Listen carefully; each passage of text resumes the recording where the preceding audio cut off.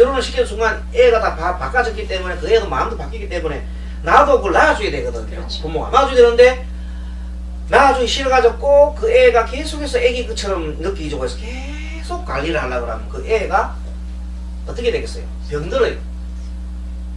정상직이 안 되겠죠. 그걸 마마보이라고 그러잖아요. 마마보이를 만드는 것은 그 부모가 마음이 고정되기 때문에 할 생각이 묻고 있기 때문에 저 아이는 내가 보호해줘야 된다는 생각, 보호 본능이 있었다. 이제 그걸 탁 깨버려야 되죠. 아, 변했구나. 정말 변했구나. 이제는 저 아들이 내게 아니고 우리 며느리 끼다 이 생각이 돼요. 며느리한테 몇 개 봐. 몇 개 주고 나가 손을 딱 놔보야 돼. 근데 불구하고 저 애가 저기 좌우충이 많다 하니까 저것 때문에 저기 저 상충살이 딱 하니까 그 걱정하고 있으면 안 된다 이 말이야. 알겠습니까? 결혼하고 나면 다 놔줄 거야 되자. 끝까지 계속 지금 그래서 언제까지 죽을 때까지 해야 되느냐 말이야. 알겠습니까? 네. 그런 부분을 공부를 통해서 우리가 하도록 하겠습니다. 자, 심리학의 흐름.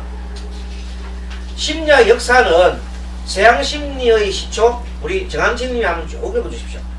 고대 그리스 철학에서 시작하였고 기원전 4세기 그리스의 아리스토텔레스의 정신론이 심리학의 기원으로 본다.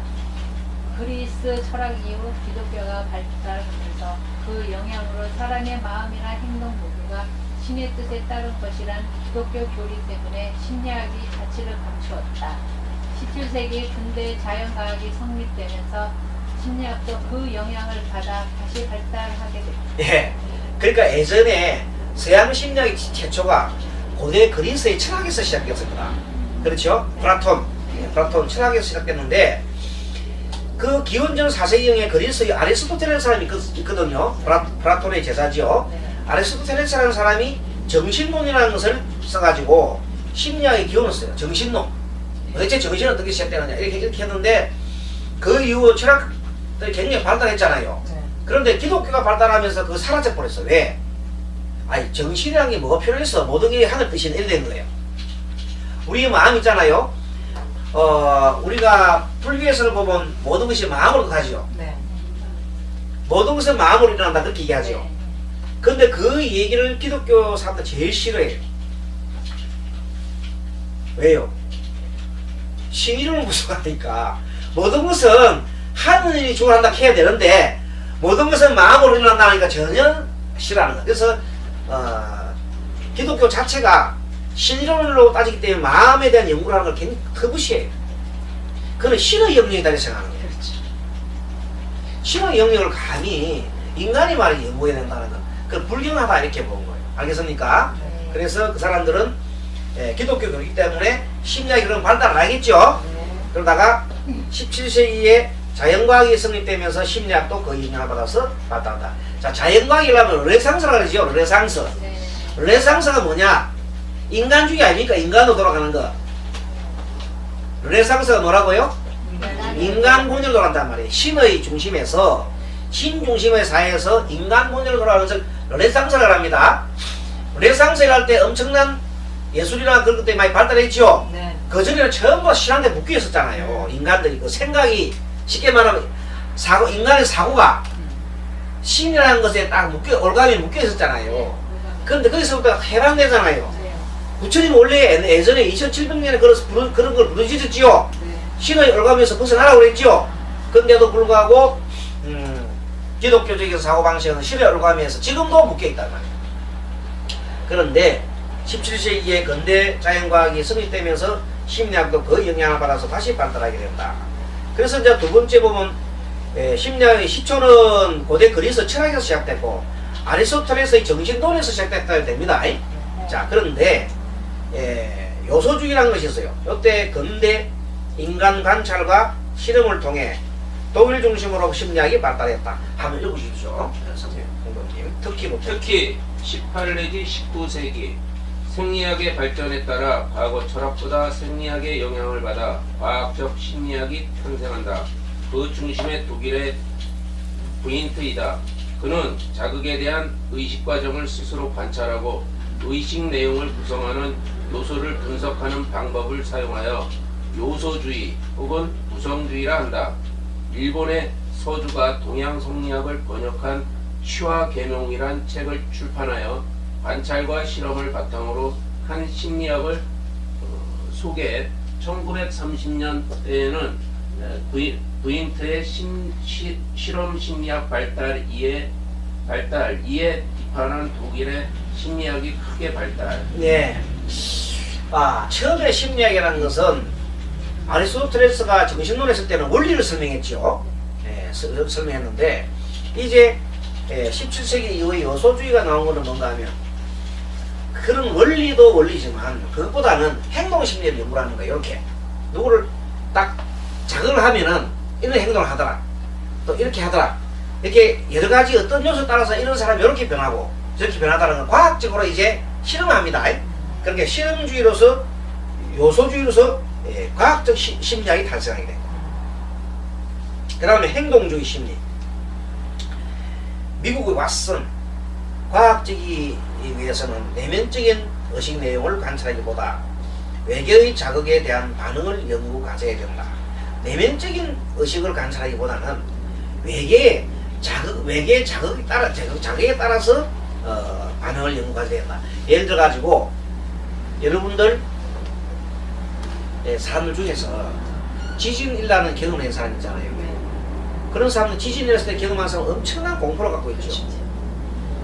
외부적인 어떤 걸 가지고 내면적인 손상을 가져왔잖아요. 또 세월호 침몰 사건에 그때 꼭 있었다가 죽다가 살아난 사람 있잖아요.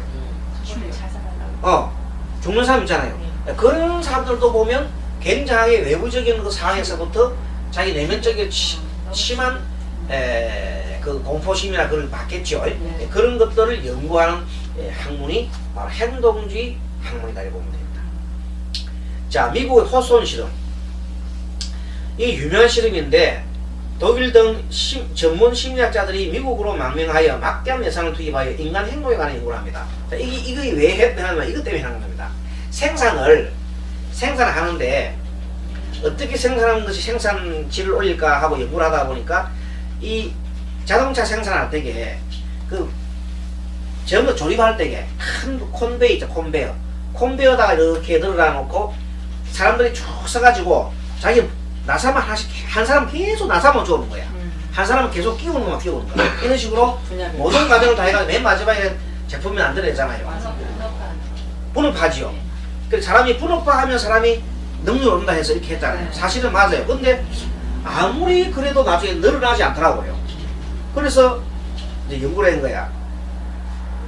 사장이 월급도 제대로 잘 안 주고 후식나 가해가지고 만들어지는 생산량하고 적당하게 아이고 잘한다 하면서 이렇게 적당하게 이렇게 상여금 주는 거 하고 그렇게 했을 때 일어나는 생산하고 해보니까 사람이 인간적으로 대해주고 이렇게 해준 거지 훨씬 더 생산성이 많다는 거지. 알겠죠?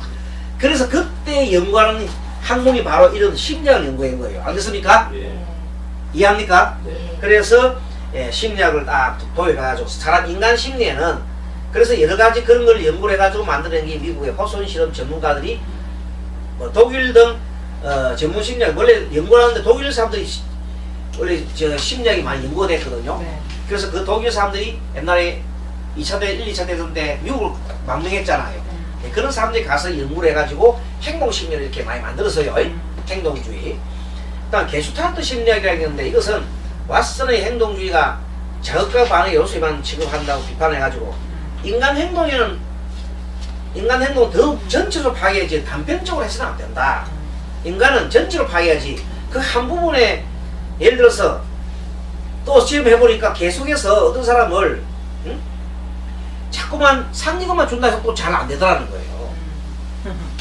자, 상여금만 주면은 잘 해야 되는데 오히려 배를 더 불려놓으니까 적당한 돈이 있어가 자극적이 되는데 너무 잘해주니까 나중에 더 놓더라는 겁니다. 묘하죠? 사람이라는 것은. 그래서 그럼 어떻게 해야 되느냐. 그래서 자기 스스로가 뭘 가지면서 자기 일에서 만족을 할 수 있게끔 만들어줘라. 그러니까 그냥 일하는 게 아니라 내가 이 사명을 가지고 이 하는 자체가 참 재밌다. 이렇게 만족을 해줄 때 하니까 돈을 비록 적게 주더라도 그 사람의 인격을 만족시켜 주니까 훨씬 더 생산성이 많아지더라는 겁니다. 알겠습니까? 네. 사람이 참 복잡하죠, 생각이. 네. 그래서 여러 가지 사람은 복잡하다는 그 생각을 갖고 있다 이 말이에요. 그래서 이렇게 이제 게슈탈트 심리학이라는 것들도 있고 전체적으로 보는 것도 있는데 요소주의가에서부터 행동주의, 또 게슈탈트 심리학 이런 것이 있습니다. 그 다음에 이제 심리학의 새로운 동향이 소위 프로이드 심리학이 있습니다. 자, 프로이드 심리학에 대해서 한번 읽어주십시오. 이동 읽어주세요. 네. 프로이드 정신분석, 네. 정신과 의사, 네. 체면이나 자유연상법을 사용해 환자의 치료를 하면서 심리학 이론을 확립했다. 프로이드의 정신분석은 행동의 원인을 중시한 것으로 행동은 무의식 동기이며 그 근저에는 성적 요소가 항상 내재한 것으로 보았다. 꿈의 분석.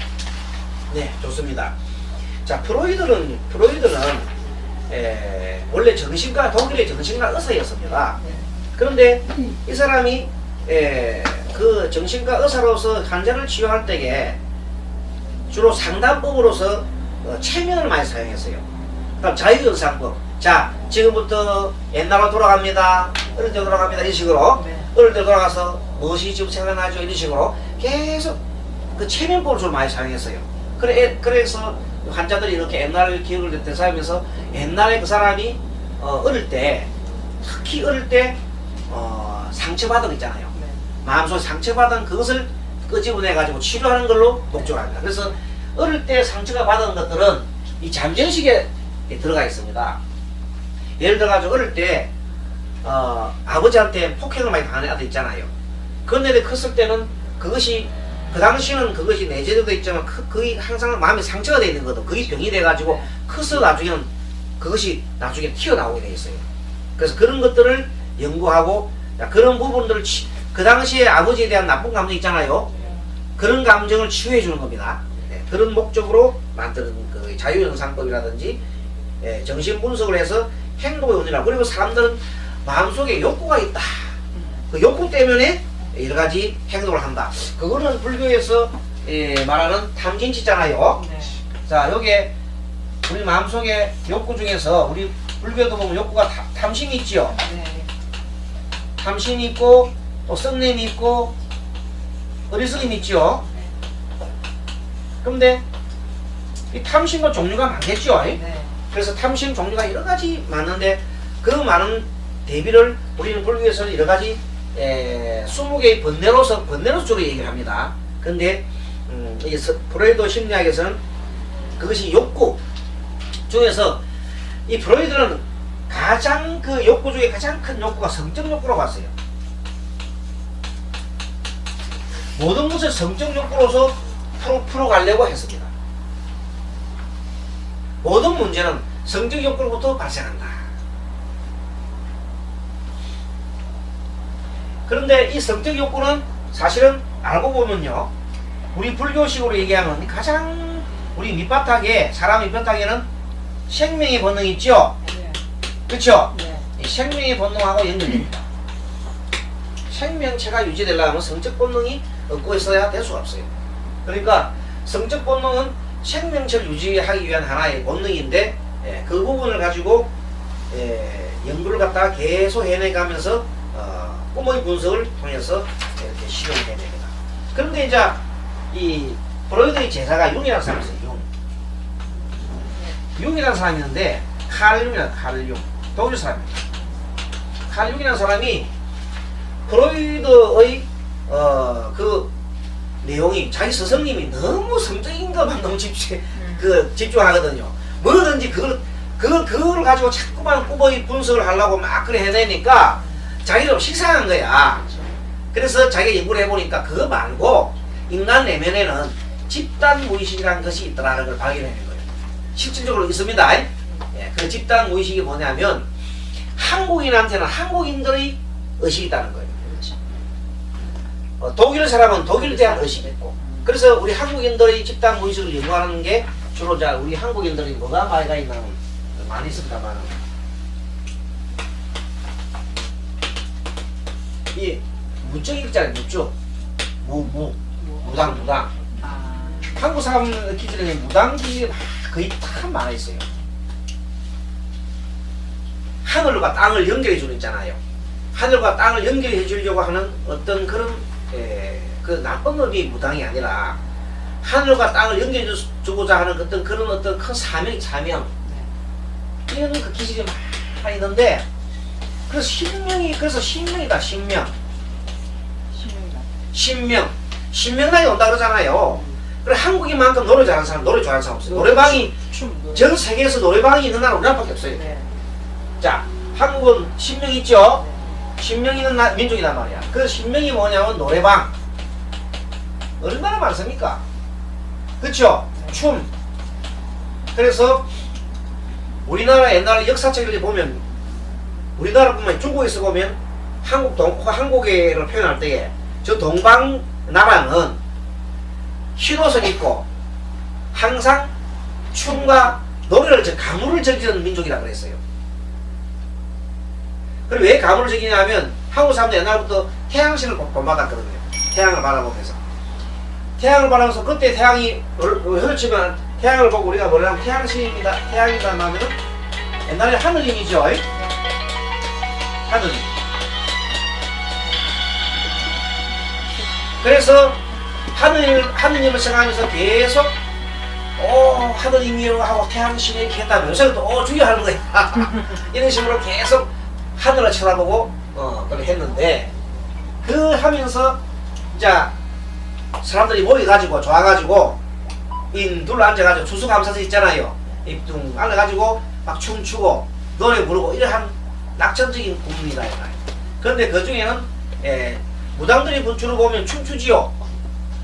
굿하지요. 굿.